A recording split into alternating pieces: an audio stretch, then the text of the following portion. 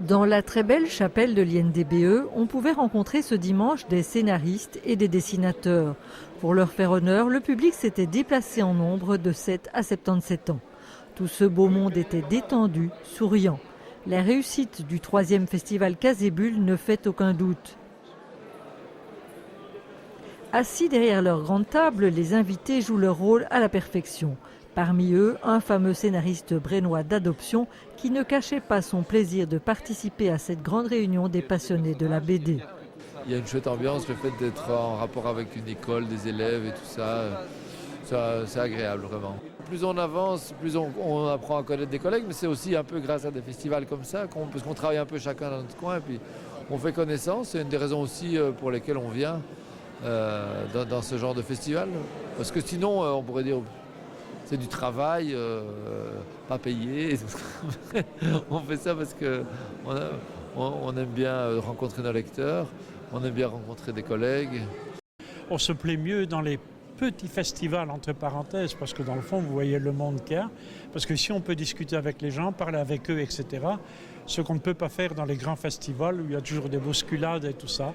Donc, je veux dire, Cox et moi, ou d'autres, on a préféré venir plus dans des trucs plus familiaux. Qu'est-ce que ça fait comme effet de voir le dessin comme ça qui se construit sous tes yeux? C'est beau. Ça t'était déjà arrivé? Non. Tu ne quittes pas ça des yeux, ça t'impressionne? Oui.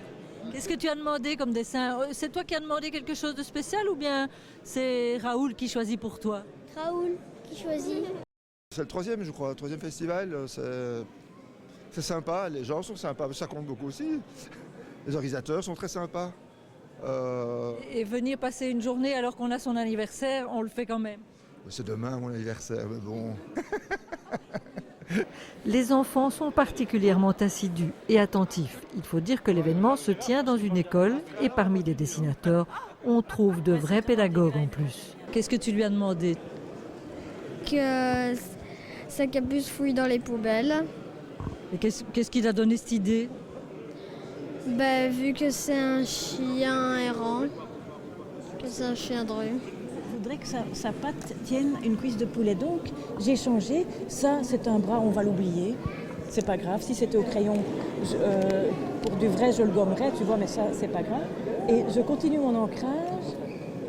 Et ici, j'ai mis le nouveau bras que je voulais. C'est aussi une déformation professionnelle parce qu'en fait, je suis prof de bande dessinée. Et ça me travaille de transmettre ce que je sais faire en leur donnant, espérons, l'envie d'aller dessiner chez eux la même chose ou autre chose en tout cas. C'est le moment où le dessinateur de BD se retrouve face à son vrai public et n'est pas tout seul dans sa bulle, quoi. Justement, on peut dire une bulle. C'est la première fois que tu as l'occasion de rencontrer sa maman? J'ai jamais vu en fait la maman de sa capuce. Mais elle est là devant toi, non? Ouais, c'est la première occasion. Karine de Brap commence à voir arriver des filles dans ses classes. Elle-même fait partie des pionnières du 9e art. Oui, il y a des filles qui commencent à se faire connaître. Hein. Attention, les filles arrivent. Henri Verne n'a pas pu honorer de sa présence Casébule aux grandes dames de ses fans. Nous avons néanmoins rencontré l'héritier officiel du père de Bob Moran. Il a fallu le temps que je trouve le rythme.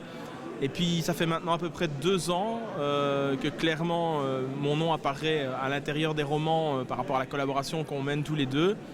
Et à partir du mois de mars, dans la prochaine aventure de Bob Moran s'intitulera La malédiction de Michel-Ange. Et là effectivement mon nom apparaîtra également sur la couverture.